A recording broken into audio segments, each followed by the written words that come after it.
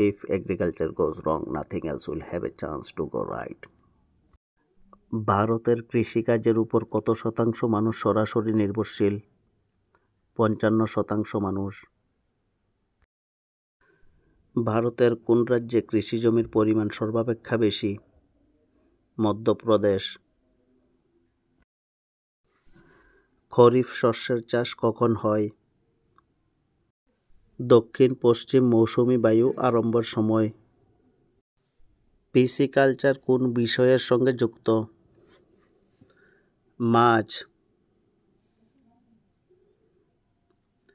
Dairy farming কোন বিষয়ের সঙ্গে যুক্ত? দুধ উৎপাদন। রবি শস্য কখন চাষ হয়? অক্টোবর থেকে ডিসেম্বর মাসে। ভারতের কোথায় ধান গবেষণাগার রয়েছে? উড়িষ্যার কটকে। IR-20 কিসের সাথে যুক্ত? ধানের সাথে যুক্ত। গ্রীষ্মকালে উৎপন্ন ধান অসম ও পশ্চিমবঙ্গে কী নামে পরিচিত? বুরা। তুলা উৎপাদনে ভারতের কোন রাজ্য প্রথম? গুজরাট। গম উৎপাদনে ভারতের কোন রাজ্য প্রথম? উত্তরপ্রদেশ। ভারতের সর্বাধিক সেচিত অঞ্চলে কী চাষ হয়ে থাকে? গম চাষ হয়ে থাকে।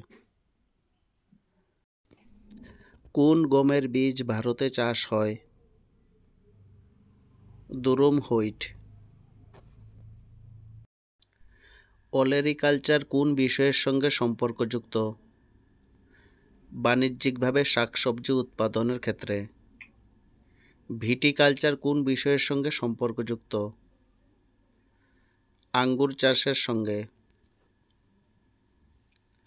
ভার্মিকালচার কোন বিষয়ের সঙ্গে সম্পর্কযুক্ত? কেঁচো প্রতিপালনের সঙ্গে। ফ্লোরিকালচার কোন বিষয়ের সঙ্গে যুক্ত?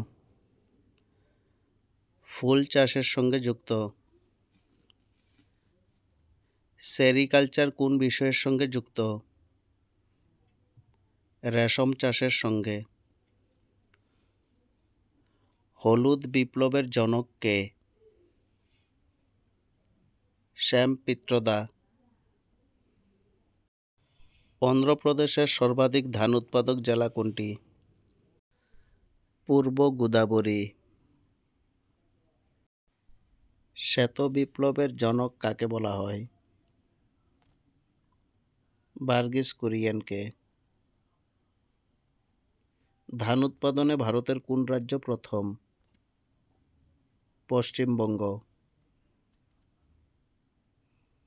ভারতের প্রধান খাদ্য ফসল কোনটি? ধান। চিরসবুজ বিপ্লবের জনক কাকে বলা হয়? Doctor MS স্বামীনাথনকে। মোট খাদ্যশস্য উৎপাদনে ভারতের কোন রাজ্য প্রথম? উত্তরপ্রদেশ।